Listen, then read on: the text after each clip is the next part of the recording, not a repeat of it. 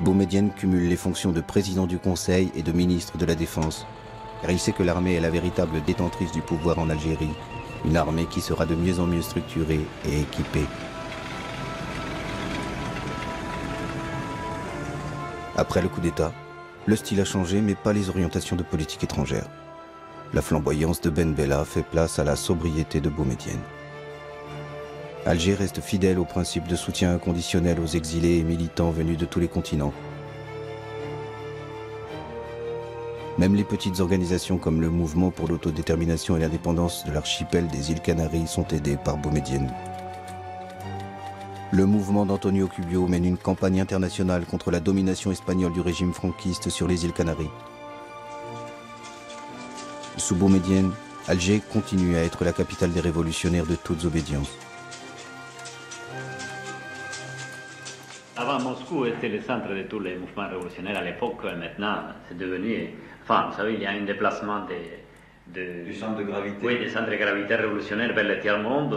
C'est-à-dire qu'Alger est devenu à peu près cette espèce de... il va jouer le rôle qu'il jouait Moscou à l'époque de l'international ou de la Comintern, si vous voulez. Une espèce de centre de tous les mouvements de libération. L'hospitalité algérienne est sans limite. Près d'une vingtaine d'organisations trouvent refuge à Alger. Mais cette hospitalité n'est pas sans nuance ni hiérarchie. Il y a ceux dont la représentation a rang d'ambassade et sont logés dans les villas de quartier chic ou dans de beaux appartements du centre-ville. Et ceux qui sont relégués en périphérie et à qui on conseille la discrétion, comme le Front de libération du Québec ou le Front de libération de la Bretagne française.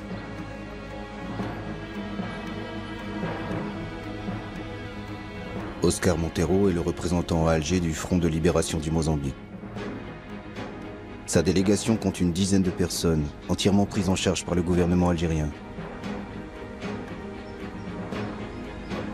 L'Algérie assure également l'entraînement militaire de plusieurs centaines de combattants mozambicains.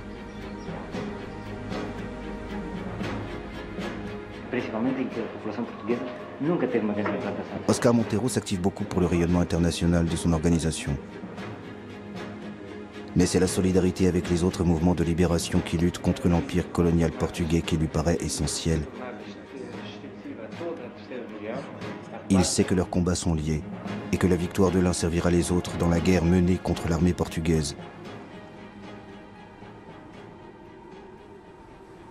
C'est difficile de dire combien de temps va durer notre lutte. Nous ne faisons pas de pronostics. Nous disons, comme disaient d'autres camarades de combat, nous disons en réponse à cela, eh bien, combien de temps les Portugais peuvent continuer à faire la guerre? Combien de temps veulent-ils continuer à la faire? Veulent-ils la faire 1 an? Nous ferons 1 an et 1 jour. Veulent-ils la faire 10 ans? Nous ferons 10 ans et demi. Tous les autres d'Alger n'ont pas choisi de venir dans cette ville. L'ancien assassin de Lumumba, Moïse Tchombe, est arrivé en Algérie suite à un détournement d'avion.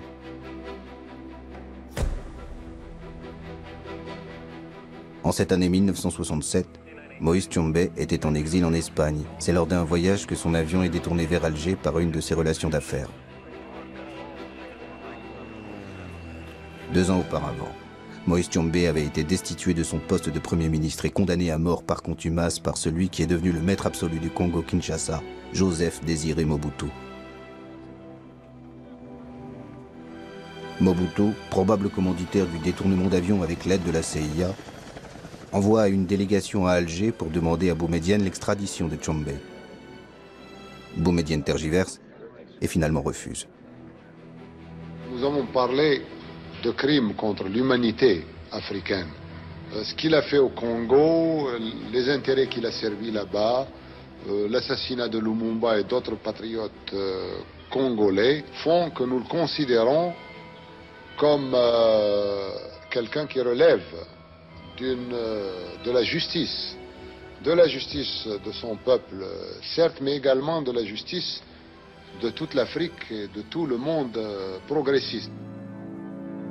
Sans véritable procès, Tchombe reste prisonnier du gouvernement algérien. Celui qui était habitué au grand luxe termine sa vie dans une villa de style mauresque au mobilier modeste. Il meurt le 29 juin 1969. Boumedienne, qui ne veut pas être considéré comme l'assassin de Tchombe, fait faire plusieurs expertises par des médecins légistes étrangers qui concluent tous à une mort naturelle suite à une crise cardiaque.